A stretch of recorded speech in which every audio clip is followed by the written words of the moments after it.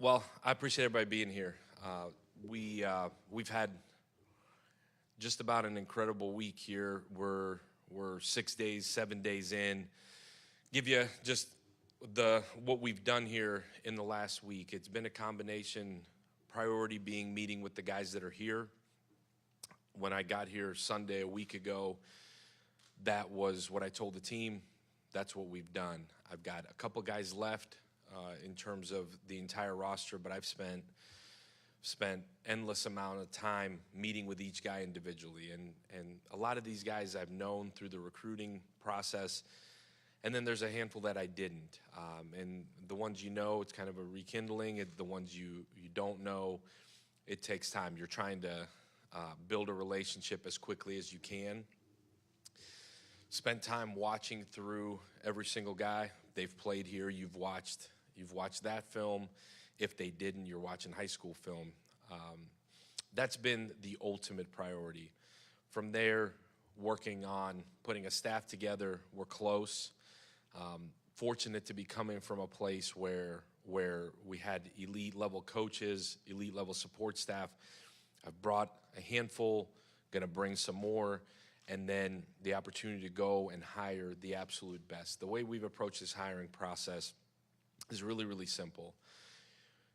There's a standard of how we're gonna do things here. I spoke about it a week ago today, and that goes with bringing elite people in. And every conversation I've had has been literally, man, if this person's really good, this person's really great, that's awesome.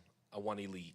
We want elite at every single spot, and that goes from the on the field to the support staff, to the personnel, to the scouting, to the training room, to the nutrition side, to the strength and conditioning side, every single aspect of the program. We've got the resources to go hire the best people in the country, and that's exactly what we've tried to do as we're continuing to fill this staff out. It's gonna take a minute to get everything filled. There's a ton of people that are still playing, a ton of people in the playoffs, and you're working through all of that. Again, credit to our administration for giving us the resources to do that part the right way. And then right in the middle of all of that was signing day. And that process was fascinating. Getting here, getting on the phone with all of those kids while trying to do the priority, which is meet with our kids, the priority also being the signing class. And what we did was we tried to go after the very best players, tried to build as fast relationships as possible. It's helped with having some retention in terms of the on-the-field staff to be able to go finish that. There's a couple of guys that were committed to us at the previous place that we knew were big-time players that if this was to happen that we would want. And just so happened to be that a couple of those guys are local. As we spent time in this state recruiting really heavily over the last couple of years, it worked out that those guys wanted to be a part of it. We felt like they could help us as we lay a foundation for the future of the program. So really excited about how that finished up. And now we're heading into this 3-week period where we're continuing to build relationships with our guys, getting people in the building that are gonna be a part of this staff permanently, and then head into January, full steam ahead, getting out on the road, attacking what's needed through the transfer portal. More importantly than anything else, getting these guys back on campus and starting to build what will be the foundation for the fall. So I'll open it up to questions from there. Jason, Brian, OJG, start. We'll get through everybody. Alex, Jason Caldwell, Auburn Undercover 247. You mentioned transfer portal. How do you approach that now as you go roster retention versus what you're looking for, and any thoughts on maybe some of the directions you might want to head early on? Yeah, Jason, so priority again would be the retention of the guys that you feel like fit, the guys that you feel like can help, and ultimately guys that want to be here. I think we're still a couple of weeks away from truly knowing, man, if there is a match there of, man, we want this guy here and he wants to be here. We're trying to get to that decision as fast as we possibly can to know, man, is there a hole there or is there not? We're a couple weeks away from that. The intent for me coming in, and I said this a week ago, is not to run guys out of here, but to make sure that we find the guys that, again, want to be here, we want them here and that match can happen, then you don't have a hole. It varies with every situation's absolutely different. It's the depth in the room. Has the young man played or not? Are you retaining him off of potential? Are they wanting to stay off of giving us a chance? Like, each spot is completely different. So to say how we're totally attacking the portal today, I could give you some thoughts that I would probably want to keep private, and that those thoughts will drastically change in the next 3 weeks.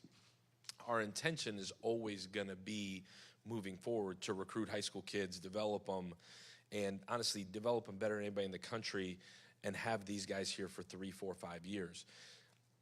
The expectation from me, as well as our fan base, as well as this administration, is to have the very best football team you can this fall as well. So those got to meet in the middle somewhere.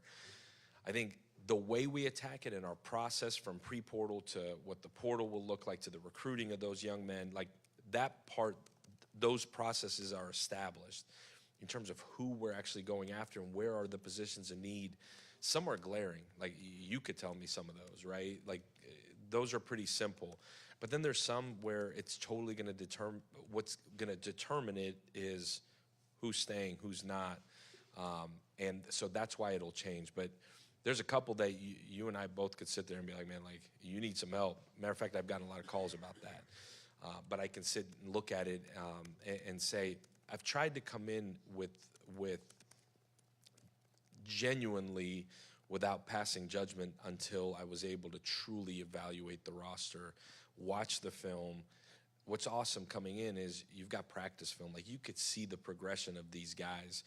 And I'm counting on, honestly, my own evaluation in a lot of ways, but I'm counting on our staff too to sit here and dig and do this research. I think this calendar, the way it is right now, although crazy in a lot of ways, is an advantage to a staff coming in, because you do have time before January when it actually opens up. Alex, Brian Matthews on 3 Rivals. When you talk about roster building, laying your foundation, do you want to go out there recruiting-wise and compete with the top teams, the SEC and Big Ten, for top 10 type classes, and then sort of supplement through the portal? Or do you have a different sort of plan with the way you build that roster? Yeah, to me, it starts with the high school guys. And I know I've said that already. This is a place where you should be able to recruit elite high-level talent, elite high-level people, and develop them all the way through. That expectation's also got to meet the expectation of, in order to be able to do that, you've got to have proof of concept and have something to recruit to. That something to recruit to is Auburn University, the investment that's been made in the facilities and the investment that's been made in personnel here. But on the flip side of that, you want to show proof of concept of what you're going to do from a football side. There's obviously some with me coming from a situation where we could say, man, like, this is what we are offensively. There's proof of concept here defensively with DJ and what he's been able to build and do. And so you're trying to match those two to be able to have proof of concept of us at Auburn University this coming fall. So that's where the balance is. You want to be the very best version of us this fall that you possibly can be, while recruiting and building for a sustainable long-term program at the same time. So without sacrificing the long-term piece, we're going to go and recruit through the portal pieces that we feel like we're missing, and guys that could come in and help us. There's going to be some instant impact guys. There's also going to be some young guys that there's relationships from throughout the staff that are somewhere that either were minimal contributors or just young guys that maybe contribute a lot, that would kind of fill those slots of some high school spots that we didn't get last Wednesday. So it's going to be a mix there of both. I think your question of, man, are you guys going to try to get top 10 classes here? Well, man, I would certainly hope that we would go and recruit at the elite of the elite level, whether that quantifies to a top 10 class on Rivals or on 3 or 247 or whatever. I would assume those would match. We're going to go get the very best football players that fit what we do, that fit our culture, that can enhance our culture. Whether that equates to a top 10 class or not, I don't know, but we're going to recruit at the highest level you possibly can. And so the ultimate expectation would be that within this 250-mile radius, we're going to do everything we can to keep these kids home. We're going to go national at some spots where that we may not be able to get locally here. And then at the end of the day, we'll supplement, especially through this first year or two, with the portal. I think the portal is always going to be silly not to, especially when guys from this area have left and there's an opportunity to bring them back when they're high-level players for a multitude of different reasons. I think that's why this job is so attractive too, is because you look at whether it's 250, 300 miles around here, this is the best high school football in the entire country in that area. So guys will inherently, people come down here and recruit, guys will leave. We want to be a place where they can come back to if they fit what we're doing. But I think long-term, you want to recruit high school, develop high school, and supplement with the portal, and I think that would be the perfect formula as we go. Alex, Justin Hoganson, Auburn Sports, On 3 Sports. Talk about maybe some of the conversations. I know you don't want to go in depth, but what were the conversations like with some of the staff that you had to let go? Like, how does that go, and what's the importance of, how do you value loyalty and bringing the guys with you that have been with you at South Florida in that equation? How do you sort of go through the process of keeping and retaining and valuing, I think, the loyalty of bringing those guys that have been with you and building what you had there? Yeah, I think it's a great question. I think it's a balance of both. As you come into a place, inherently, there's two situations you walk into, and if this is too deep, tell me. But there's situations where guys walk into jobs where there was high level of success and that person had moved on. That's one situation you walk into that you got to evaluate in one way. And then there's situations where you walk into where there wasn't a level of success or the standard wasn't met, and so there's a coaching change. Both are uniquely different. In my lifetime, for whatever reason, I've kept walking into the latter. And so you walk in understanding that there wasn't a level of success, but were there areas that there was success? And those are the first ones you want to look at, and you're like, well, who is in charge of that? And man, is there valuable people? Because these are like, in the media world, it's like you hire, you fire, you move, and it's just kind of like you just keep people moving along. These are human beings that have families, that have careers, so there's an emotional element to all of it. At least in my mind, you try to treat people and deal with people just like you would want to be treated. I've been on the other side of it too. I think if you've coached long enough, you've been on both sides of it. So my intent coming in here was figure out where the areas that are elite or are at a standard that we would want it at, and sit down with those people and really look at why they're doing what they're doing at an elite level, and maybe there's an opportunity to retain and continue to be a part of our staff. You look at areas that weren't successful, and you look at those a little bit differently. I think on the flip of it, there's certain people that have helped you build through your time, whether it's as a coordinator, or as a head coach, that you're like, man, like I ain't doing this job without that guy. So there's that human element of that as well. And you're trying to mix both. I think ultimately you've got to have a group of men and women that you know will do it the right way at your standard every single day that you do this. And the right way for us is really simple. Like the best things you could possibly do for the young men in your program, you want to be able to keep those people around. They've given us full reign to do whatever we got to do to build it from the ground up. There is some high-level people here that have been here that have answers to a lot of questions that I've sat down with and said, man, like, I got to feel you out. I'm not really quick to trust either. And I also understand the magnitude of what this job is. I also understand the magnitude of the expectations here. And I also understand that you get one shot at this.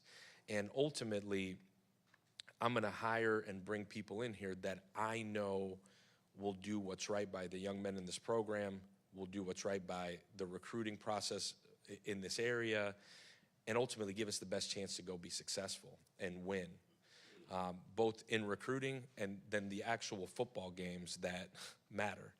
And so it's a huge mix. The loyalty to me, and I told our staff before I left at South Florida, the reason why we're getting this opportunity is because of them. Also told them that I'm going to make sure that everybody there in some way, shape, or form ends up in a good situation or in a good place. I think everybody's aware that's done this job that you can't ultimately bring everybody. And there's some people that you just don't feel like fit. And that may be regional, that may be things that happen there, they just don't fit. But at the end of the day, you're trying to find a balance. There's also people that I've worked with over the years or have admired from afar. I'm like, man, like if I get an opportunity to hire this guy or this girl, like, man, like I'm all in on this person. And so it's a mix of all of it. And the balancing of getting people here quickly, but also getting the right people here has been the most important part of what we're trying to do. And it's also not just putting a bunch of people in a building and saying go. There's got to be fit, and that's fit in every aspect of the program. And that's, again, from the on-the-field staff to the support staff around them to the young coaches to then, again, you go back and it's sports medicine, it's creative, it's strength, it's nutrition, it's every single person that touches these guys. Ultimately, you know, you said the word loyalty. I think loyalty is absolutely critical, but I also think that loyalty doesn't mean that, man, this person would never leave you. I think loyalty is doing the very best job you can day in, day out, doing right by the guys in the program, doing right by the people you work with as hard as you can every single day. And that doesn't mean you don't ever leave. Like, there have been a lot of people that I've worked with, that have worked for us, with us, that have left, that are sitting upstairs right now working because they left for a better opportunity or a better opportunity for them and their families. Now, I say all of that with the last part of what I've done in terms of our staff is there have been some positions that we've let go simply because we've got people that we're bringing in. But there's also a bunch of people in the building that I'm meeting with this week to truly gauge where they are, whether they fit what we do or not, that I've got to sit down with and have conversations, continue to do background to make sure that at the end of this whole process, we end up with the best group of men and women that are going to help us be successful in every aspect of our program. Yeah, Alex, JG with Auburn Sports on 3. You said in your first press conference you really wanted on defense is going to be really attacky and aggressive. I figured you would like DJ. He's that way. Talk about your decision to hire him, to retain him, and just kind of what your favorite thing is about what you think he's going to bring here. Yeah, I think DJ, again, talked about the staffing. I've known DJ since I was in college. Coached against DJ, admired watching. You can flip the film on and know what DJ Durkin's about. I think being around him now every day for over a week, it's reinforced for me what I thought all along going into it. It's also different when you've coached against them as a coordinator, and you're sitting there and you've got a week to know every single thing about this guy and how he's going to call a game and tendencies and how he thinks. Like when I was an offensive coordinator, I would spend every living moment as you game plan trying to figure out a guy's tendencies, what makes a guy tick, what pisses him off, where can you find that edge to go score one more point than these guys. And so for me, being around DJ here for over a week now, again, we go so far back. We know so many of the same people. We've been in touch. And as I was going through this process, like, whether I'm supposed to say this or not, but like DJ in my mind, as I was going to go through and put a staff together, DJ was the defensive coordinator I wanted to hire. And so for me, how fortunate I think I am to be able to get a veteran guy that's, in my opinion, the best in the country right now, with experience in this conference, playing these same teams that we're going to play. And as you sit and talk to these guys that have played here for him defensively, like, the sentiment is all the same: organized, thorough, detailed, incredible motivator, and above all of that, just a really good human being that cares about the young guys in the program. Because I think sometimes that gets lost too. It's like these guys are still young men that need mentors, that need guided, that want to be cared about, that want to be told the truth. Like, all of those things are critically important to me, are critically important to DJ. And we continue to have conversations throughout every single day of personnel, scheme, practice planning, calendars. Like, DJ's so eager to get going because I think there's like this breath of fresh air for him as well. But to answer your question, that decision's really easy, because I do truly believe that that's one of the best football minds in the country. I truly believe that's one of the best, not just defensive coordinators in the country, but one of the best football coaches. He's done it at a high level for a really, really long time for a reason, because he is one of the best to do it. And for me to be able to partner with somebody like that is special. I think we're going to grow through this process here, and my hope is, as we put this roster together, as we build this team, we build this foundation, as we put the defensive staff together too, that it's as in sync as it's ever been, and all moving in the same direction. That would be the expectation and the standard for us as a staff moving forward. He's going to lead the defense. He's going to be a huge part of my decision-making in terms of how we move forward on the recruiting side. He's going to be a huge part of my decision-making as we move forward through the off-season plan and into the summer, into the season, as will Coach Gordon, and as will, from a special team side, as will Coach Gio and our strength staff. Like, I'm excited to have him. I'm excited to be a part of this program with him leading the defensive charge. And you had another question there. I can't remember what you asked. You got enough? Yeah, I'm good. Let's ride. Good. Hey, Alex. Johnny Condon, ABC 3340 Sports in Birmingham, back here. It was reported that Auburn turned down a bowl bid. I'm just interested if you can confirm that, and what was kind of the thought process behind not playing in a bowl game?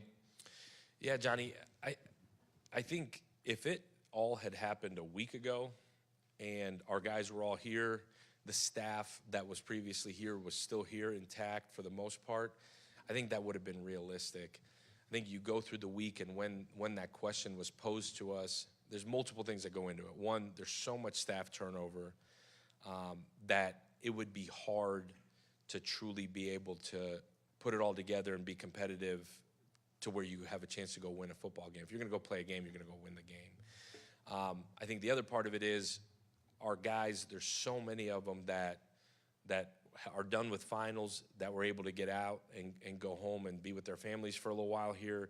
So to be able to get everybody back together, figure out who the heck is going to coach them, how you would actually do that, the timing of it all was just not practical. It just wasn't realistic. I think, would you love to go play a game? Absolutely. Would you love to go compete and win a game? Absolutely. But the timing of it all, just not realistic. And John and I talked about it at length twice, to be able to get the guys back here, to be able to do what we have to do to go field a football team that can go win, with so many conversations happening right now about roster management and all of it, combined with, I would tell you, about 75% of the guys aren't here. I think that would be really unrealistic and not fair to the kids more than anybody else. So it just didn't make any sense. Coach Michael Giddens, War Report, Auburn. Your AD's office has laid the groundwork for you to have the resources to go out and get players in the portal. With you bringing in Andrew Warsaw and Alex Fagan, can you talk about how you guys work together to decide where to put NIL dollars to build this next staff? And, you know, coaches around the country have said to get a top-level quarterback, for example, in the portal, you got to spend $1 million. What's your approach going to be to NIL and where to put dollars to build this next roster? Yeah, so Andrew coming in is huge for me. He's been in this league for a long time. He's got a unique background with being in the operations side, being in the front office side, being in the chief of staff world in terms of overseeing the entire staff from a structure standpoint. Huge resource for me, and this is now our third staff together. And as the NIL side has grown in terms of just relevance, importance, the fundraising that goes into some of that, he's grown with it. He's cutting edge. He's high level, intelligent, and he's also somebody that I trust dearly, and the staff that's been with him trust dearly. I think that part is as critical as anything, is that you know that those two sides are working together. They have to. That general manager role is working in the same exact direction as the head coach, and then the coaches and the staff that work with them. In terms of the approach, it's a unified front in the sense that I'm using every resource we have here to make decisions. We've got a structure and I hate to use the word template. It's not really a template as much as a layout of where the funding within a roster should be.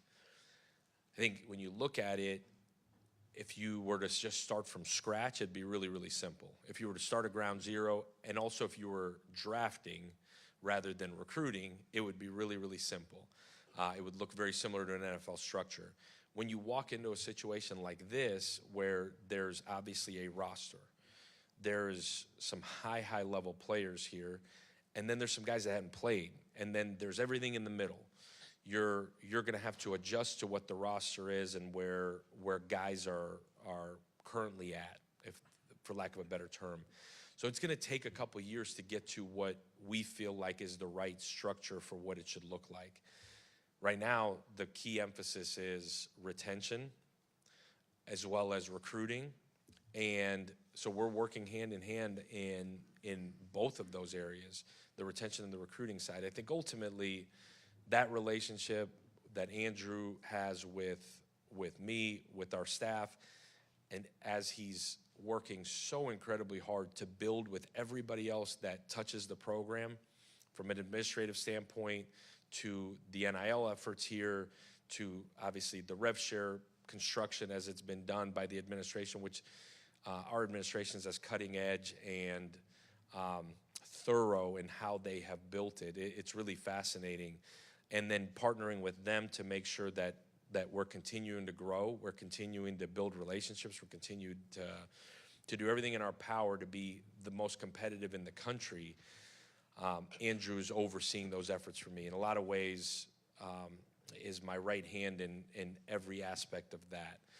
I think what's really unique and what I think maybe hard to quantify or explain is when you've been around, because as much as these guys are getting paid as they should, they're still young men that are growing, developing, both as men, as football players, in every aspect of their life. They're still in college. They're still college kids in a huge way. It's hard in year one when a chunk of them don't know who you are. And so you're trying to explain a vision, trying to explain a plan for each of these guys. And at the same time, you know that a year from now, there's going to be a culture set and a program that they're going to feel like they're a part of, and the money piece is still going to be critically important, but not as important because they're going to be a part of something that they've helped build.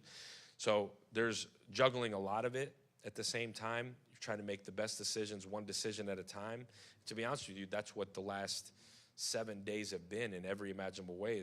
It's a series of decisions every minute of every day that ultimately I'm sitting there making, and you're trying to surround yourself with the very best people you can that know who you are, know what you like, know what makes you tick.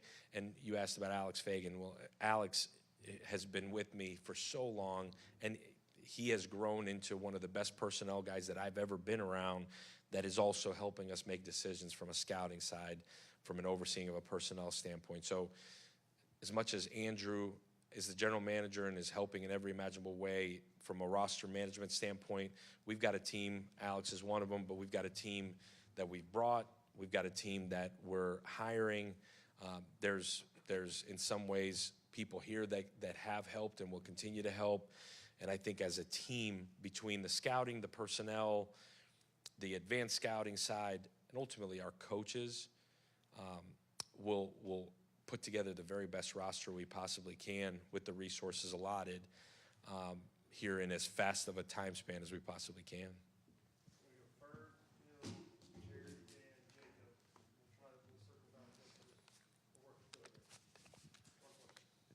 Justin Ferguson, Auburn Observer. Obviously, it's tough, when you come in and get hired, and then 72 hours later, you got to sign a recruiting class. How did you feel like you guys did in that? Because there's so many moving parts, and that's obviously, a tough situation in a short amount of time. How would you kind of evaluate how your guys did, signing that first class? Yeah, I'll give you the true answer on signing class questions in general. I think you'll know in a couple of years, some positions faster than others, but I've never thought that winning signing day, quote unquote, is critically important. I think if you try to win signing day, you're probably barking up the wrong tree in a lot of ways. I think if you win football games, probably helps you a little bit more. Probably appreciated in a lot of ways. And that's not a cop-out. Don't take it this way for what the class was. I think for having 72 hours to piece it together, I think we got high-level guys and just as important, high-level character to come in here and help us lay a foundation for what this culture is and what it's going to be. There was some guys that we got that I didn't think we could get.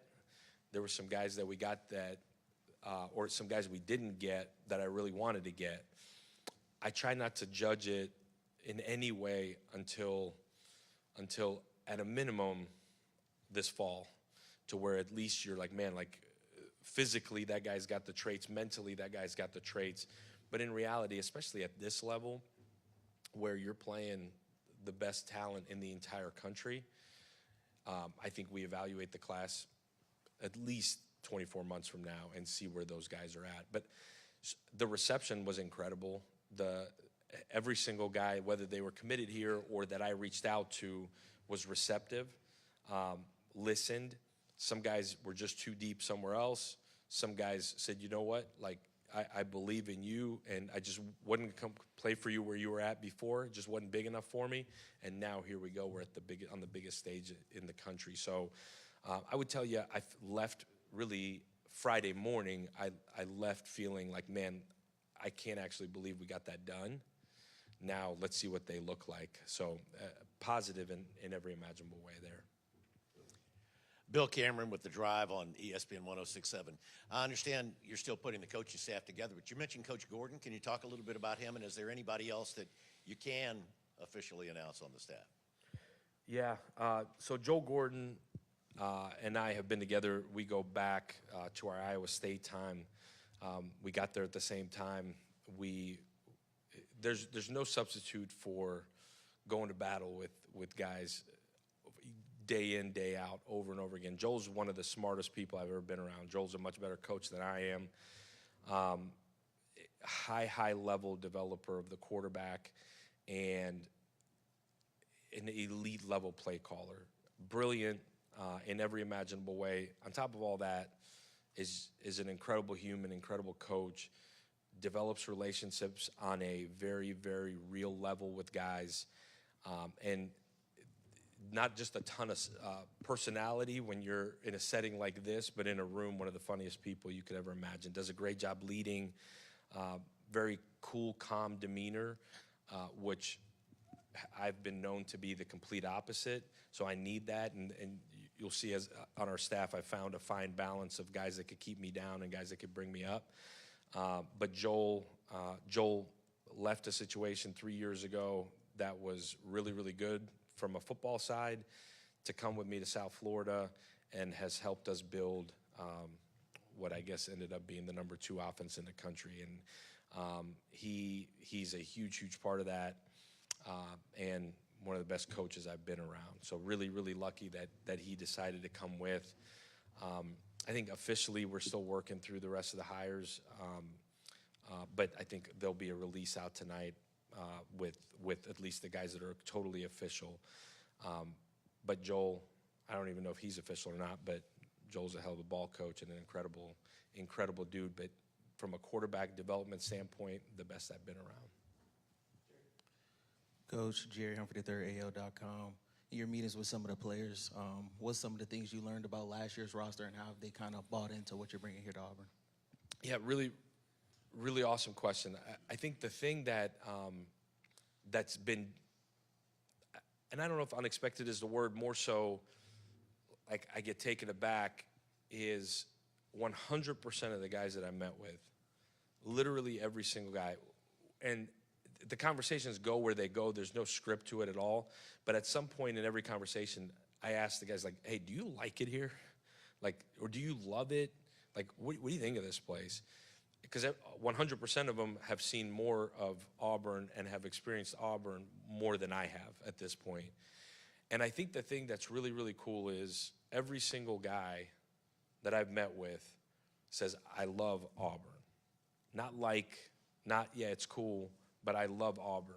I've never been at a place where 100% of the guys say that. And some guys have had incredible experiences from a football side. Some guys haven't. Some guys have had incredible experiences with certain coaches they've been around, and some guys haven't. That part is inconsistent as you go through it. But the part that's been as consistent as anything, like, I'm energized. Every time those guys say that, I'm like, for real? Like, it's that cool, man? Like, it's real? They all love it, and they all talk about the same things, how the people here have taken them in.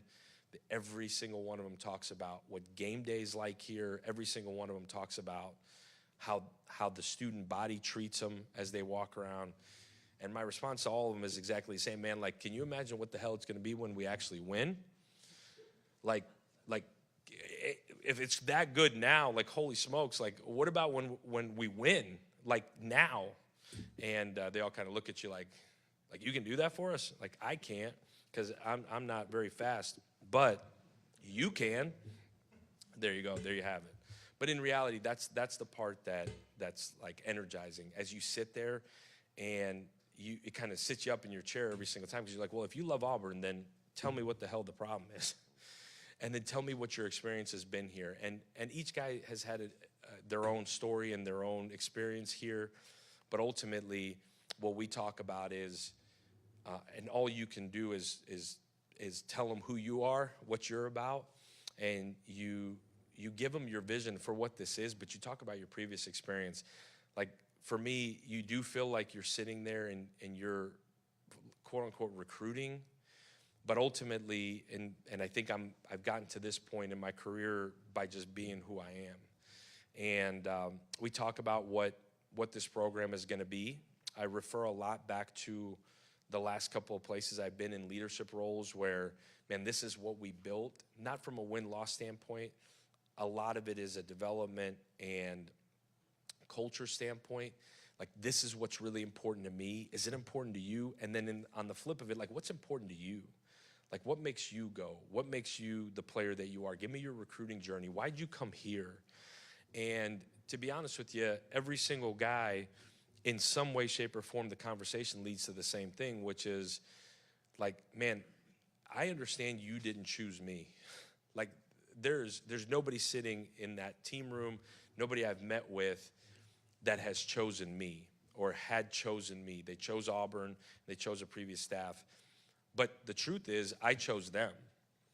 And I'm here because I wanted to be here.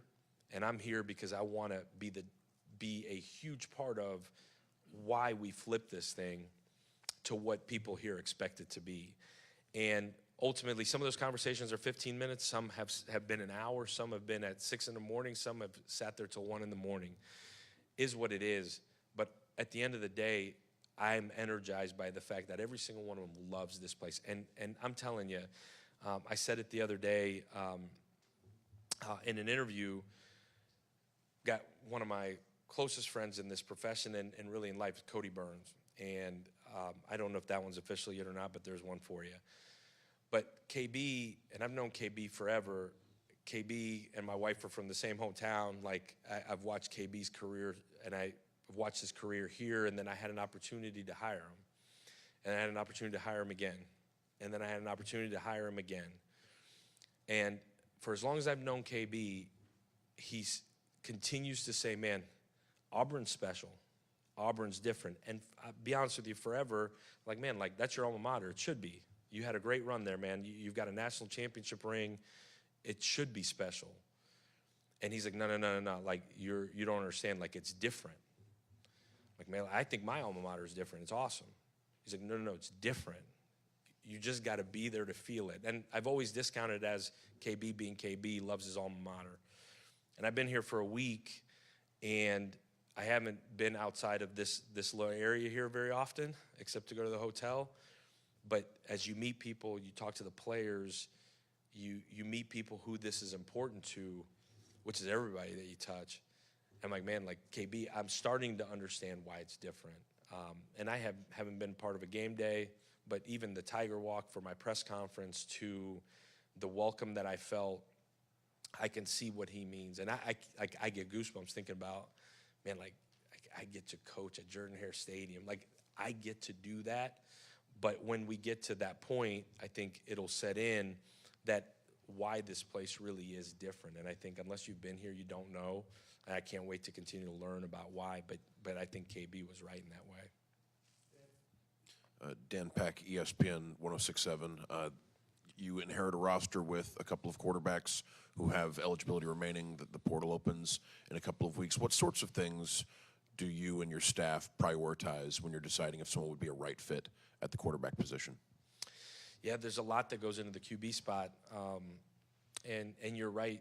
We walked into a situation where there's uber talented guys that we've got to continue to work through with them on, man, this is what we want to do offensively. This is how we feel like you fit.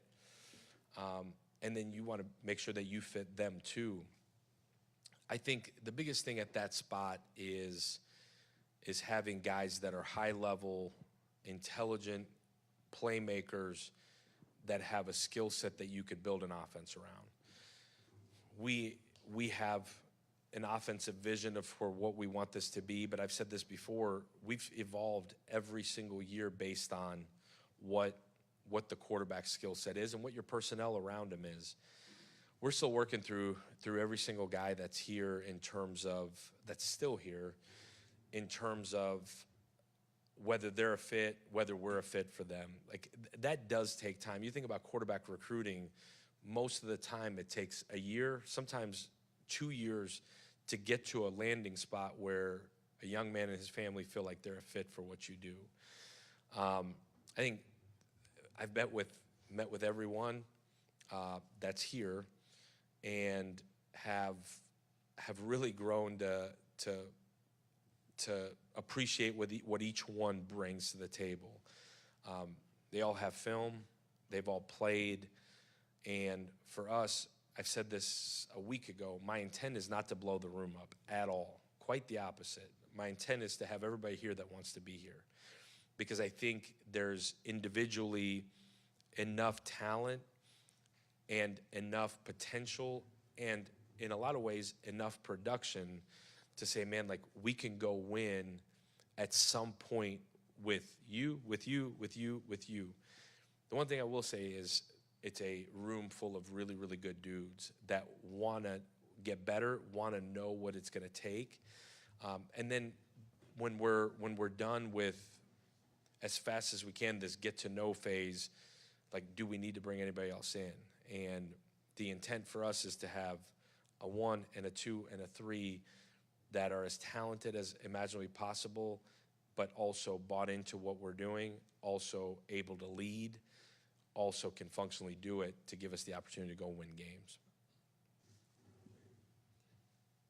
Coach Jacob Goins, ESPN 1067 and the Auburn Network. You just went in depth on quarterbacks, so we'll step away from that. But you talked about watching film on all the guys in different positions from practice and from games and such. Can you go in depth or at least tell us what positions you have taken note of that are going to be an advantage to you in terms of your recruiting and the guys who are here? Like, what positions stand out to you already with the talent on this roster?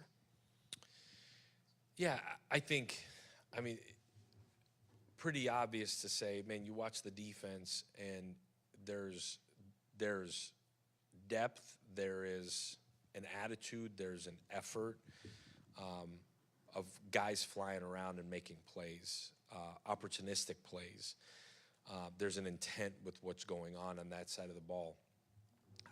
I probably would rather not get into individual positions on that part of it, but you could tell there's a culture, and there's scheme fits. There's an intent to go get the football back and get people off the field. There's talent all over the place there. They're graduated some guys that are going to get a chance to go play and continue to play as they should, and for hopefully a long time. There's a bunch of young guys that played defensively a year ago, and that's encouraging to see these young guys play on the biggest stage in some critical moments and make a bunch of plays. Some young guys that played that you could tell took their lumps that I'm excited to go to work with this spring. I think you look at offensively, there's a handful of guys up front that have graduated. There is skill at the wideout positions, and then everywhere else you feel like you've got a running back that was uber productive. There's just not much behind it in terms of what you can see on film, on game film. Now you flip on the practice film and you see a lot of promise. Now we're still going through the process of figuring out, man, what are the numbers truly? What do the numbers truly need to be at each of these spots? There's also guys that are figuring out, I mean, like the truth is, and it's been highly covered, like there's guys trying to figure out, do they want to be a part of this? And some really important guys that are high-level players. And so to say, man, this is what we got to go get would be unfair until we get to that point at the beginning of January that you're like, man, like there's true hole. But there's offensively, there is pieces all over the place. What we're in the middle of trying to figure out is where exactly do we need to fill more holes, and a lot of depth issues in terms of where do we need to create depth, and is it immediate depth, or is it, man, we could take a young guy here that can develop in a year or two, and ultimately then mold an offense around them. Special teams in the same breath, like the specialist situation, making sure that you've got exactly what you need to be able to go be elite. And I think ultimately, I know you keep hearing me say that word. I think the expectation for us, and I would imagine it is as we go here, like it's not, man, where can we be really good? It's where can we be elite? And how long will it take to get to that level where we're playing elite level defense, elite level offense, elite level special teams? And that's what we're going to try to get there as fast as we can. But we're continuing to plug through it. And I think as we get our staff here totally, like for me, I have a hard time making a decision on a position without sitting there and talking to the guy that's going to coach it. I want his input. I have my own opinion, but I want his input. And that's everywhere across both sides of the ball, and really all three sides of the ball. Hey, Alex, Nathan King, Auburn Undercover. I know you just mentioned you want to get all your coaches in place, and that's not quite done yet, but retaining DJ Durkin on defense, do you think that can help with some of the roster retention on that side of the ball? Obviously, guys toward the end of last season talked so much about DJ and how much they enjoyed playing for him and how much they like playing for him. Do you think that can maybe help your efforts with some of that talent retention? Yeah, I would think so. I tried to keep that out of our decision-making process in general, but I would tell you the neat thing about DJ, it's not just the defensive side. For the time that he was the interim head coach, and I think even before that, these offensive guys that had a chance to play for him under his leadership absolutely love him. I think the genuine approach he took, and obviously I wasn't here, but hearing those guys talk about Coach Durkin, they certainly, as a whole, felt like, man, like this is a dude we can play for. This is a dude that is real, is honest, is working as hard as he wants us to work. So I would tell you, really, on both sides, it's certainly a familiar face that they respect and trust. So 100% would help in the retention side of it. Hey, Coach. Christian Griffin with ESPN 1067. In Auburn, the transfer portal calendar is completely different than it has been in the past. You don't have that spring window anymore. Is there any added pressure for first-year coaches, or is there any strategical changes of making sure you get the guys that you needed, maybe even one more in those positions where you see you could need somebody now that you don't have that fail-safe, is going out and getting somebody in the spring? That's an awesome question. There's no pressure at all, right?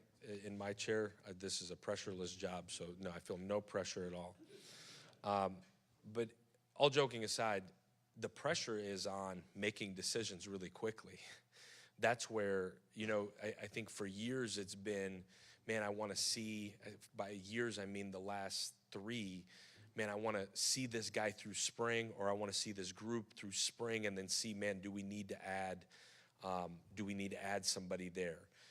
You don't have that luxury anymore. You're trying to make those decisions. I think for a first-year coach, you hit it dead on. Like, that's an awesome question. Like, you're having to make these decisions off of game film, yes, practice film, which wasn't your own practice film, in a different scheme than what you're running, at least offensively. Defensively, you feel like there's continuity there.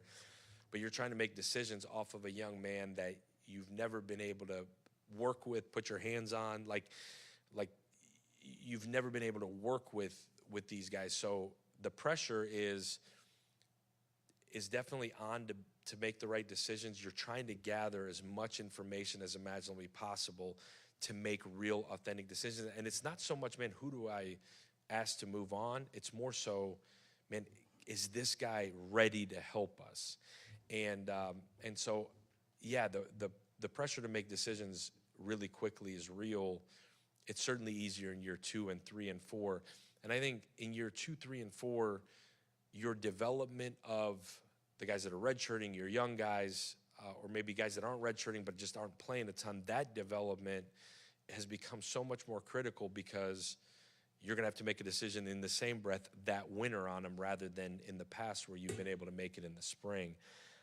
So evaluations got to be elite.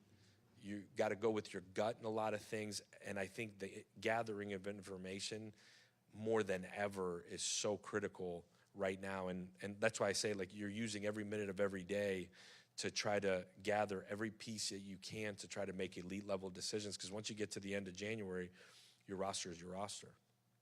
All right. Thank you, guys. War Eagle.